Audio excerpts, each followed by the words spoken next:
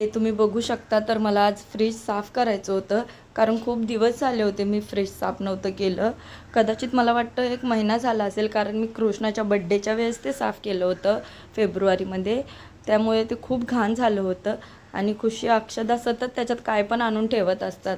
Pepsi, frutti, कॅडबऱ्या, चॉकलेटं वगैरे ठेवत असतात. त्या सतत उघड बंद करत असतात, त्यामुळे ते आणखीनच घाण झालं होतं.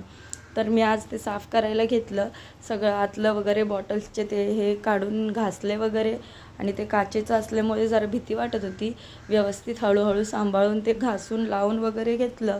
त्यानंतर तुम्ही बघू शकता आता फ्रीज किती सुंदर वाटत होतं साफ केल्यानंतर. आणि हे आता थोडाच दिवस परत तसंच करतील खुशी अक्षदा ते फ्रीज असं. त्यानंतर जेवायची वेळ झाली, तर ह्यांना मासे खायचे होते म्हणून मासे वगैरे आणून दिले. मासे फ्राय केले, त्याचा माशाचं थोडासा रस्सा बनवला.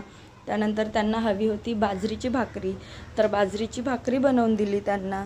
आणि मग घेतलं जेवायला. असा होता आजचा व्लॉग. बाय.